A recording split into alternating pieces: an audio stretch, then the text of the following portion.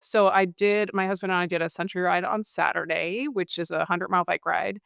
And last year we did the same ride. And I was quite stubborn about eating because you start really early. The only way to get through 100 miles all day is to start really early. I was kind of stubborn about eating like the bike food that you have to carry in your shirt because it's all kind of gross. And I was already kind of tired and I don't want to eat gross things. And he kept like basically saying, "You're just gonna do yourself in. You're gonna like run out of steam. You have to eat before you're hungry. You have to drink before you're thirsty." Like, and I know like that's what it says, but bike food's gross, and I just really needed, like, an actual plan from a real expert. I love you, honey, but, I needed, like, my real expert to map out for me, like, what should I eat the night before? What should I eat I'm getting up at 5. What could I eat from 5 to 6:30 that would, help me with that?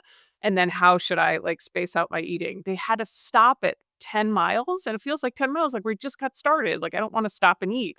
But ChatGPT convinced me, which, Steve tried to convince me, that I had to stop, get off my bike, drink the pickle juice, have like a little bit of the peanut butter and jelly sandwich, and it was going to be more important than probably anything else I did. And then it gave me a whole other plan. So I followed it like exactly, and I felt so strong, like for the first 50 or 60 miles, which is you can't feel strong for much longer than that, honestly. But I literally, I treated it like a plan. And it was like a totally different ride from me from last year. Last year I survived. And this year I was like, I'm doing great. Like if I had to do it again when I was done, I could have done it again. I didn't have to, and I didn't do it Wow. again. But yeah, it's super helpful. I mean, obviously, like, those are the kinds of things that I probably could find out from Google, but I gave it, like, my training history, my age, my, like, general pace. I sort of, like, told it about me, and it was, like, a personalized and what I hate about the bike food, the gross bike food that's, like, it's, like, got the texture of tofu, all of it. Like, it's like you put these gross things in your mouth and Ugh. grosses me out. And so it was just such a, like, specific plan, and I was like, "Alright, I'm following this specific plan," and it worked. It was amazing. Incredible.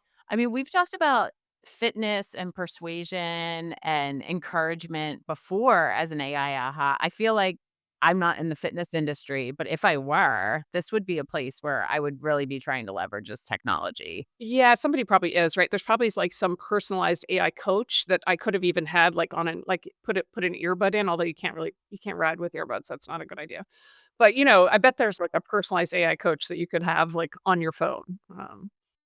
Totally, and like you're saying, I mean, you could Google this stuff, Of but course. the Yeah, the magic of it is the customization. Like, I really exactly. hate this element of it. Yeah, Make it more appealing for me. yeah, yeah. So anyway, it was amazing. How about you? What's yours this week?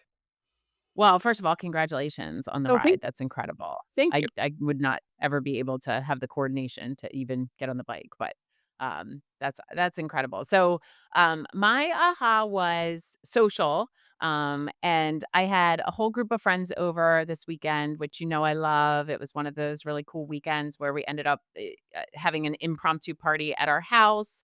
And at the end of the day, we had 6 friends over and we were ordering from this great Indian restaurant in our neighborhood. And I really get a lot of anxiety making the executive decision on what to order for a large group of people. I never order the right amount of food and I never know what to order for people.